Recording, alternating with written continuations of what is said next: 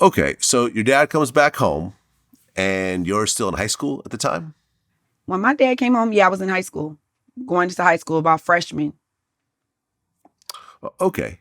And at one point, you started getting into some problems with your high school. You ended up getting kicked out. Um, I really start being a little rebellious when my dad first got incarcerated. I really didn't know how to deal with him being gone. So I kind of used that energy into doing the wrong thing. I started drinking, start smoking weed, start hanging out, with the wrong kind of people. And I kind of really gave my mom, to be honest, a hard time. And it wasn't really directed towards her. But as a child, you really don't know how to express those type of emotions when you're going through stuff. So for me, I lashed out. I don't know if it was, I'm not going to say it was to seek attention, but I was doing, I was doing things because I was upset that my dad was gone. So I kind of had I don't give a fuck about nothing attitude. Like, I'm going to do what I want. I don't give a damn. Like I said, I was getting high, smoking weed, drinking. So I kind of was a little rebellious. That's the way I got through my dad being gone. Well, your dad didn't want you mixed up in the streets, but at one point, you started hanging out in the east side of Detroit and you started kind of hustling. No, I had a boyfriend that I was dealing with at the time, but when I started hustling, like I had it's crazy how it's like the street stuff work. Like when you're like my dad was in the streets, so like all his friends was in the streets. So I grew up with all their kids. So once we got older, the sons that daddy was in the streets start following their father's footsteps.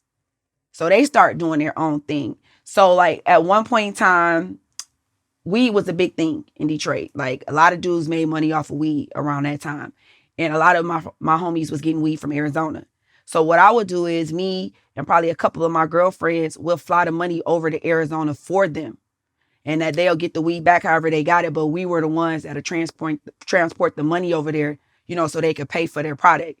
So that's when I start really kind of dipping into kind of like the street stuff by, I guess you could say, money laundering money when I was about 16 from Michigan to Arizona. Okay, so you're taking flights from Michigan to Arizona at Yeah, it 16? was it was before 9/11. So it was like the airports wasn't like that. Like you wasn't going through no machine where they can look and see what was on your body. So really we just concealed the money on us. And we'll hop on a flight, go there, drop the money off and come back. It was like a 1-2 day turnaround trip. So I was making a couple $1,000s as a teenager when I really wasn't doing nothing at all. It was like not hard work. Okay, well, at one point, a situation happened with a shootout. Now I was dating a guy, from the east side. My father's from the east side too. So I ended up meeting a guy that was from the east side and we were over a friend's house, one of his friends' house. And when we were leaving out the house, I guess somebody was maybe plotting to come run up in that house or do something. So when we were coming out the house, I think that it kind of threw the people off because it was like two cars coming down the street with their lights off.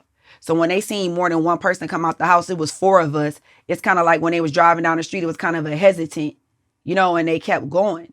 But my boyfriend at the time, he kind of realized what was going on. So when he got in my car and we got in the car and we started following the people that was riding down the street. So when we was following the people that was riding down the street, they tried to separate. So one went this way and the other car pulled in the gas station. So my boyfriend pulled in the gas station too. And when he pulled in the gas station, it's like he hopped out the car and like all hell broke loose. And I was in the passenger seat, so I'm looking like a lot of people don't understand when you're are in certain situations, you really don't know how you're gonna respond in something like that. So when he hopped out the car, I was like stuck on stupid, looking like looking at what was going on. When he was like, get in the driver's seat. So when I got in the driver's seat, me and my girlfriend, we pulled off. So after that, we pulled off and I started driving and the other car that had veered off started following us. So I'm like, it's snowing outside. Like I'm flying to 100 down the side street. Eventually we lost the car. So we drove to our side of town. And about 20 or 15, maybe 20 or 30 minutes later, he called me like, I'm good. Come pick me up. And I went and picked him up and it was like, we was laughing about it. Okay, so did the car actually get shot up? I know it was a gunshots exchange, But as far as what happened or if the car got shot, I don't know because I pulled off. Okay. And I mean, most people would be kind of traumatized by this, but you were actually kind of excited by it. I'm not gonna lie. I was a little bit at the time because I was young and I was like, oh, like I got me a guy that's not gonna take no shit.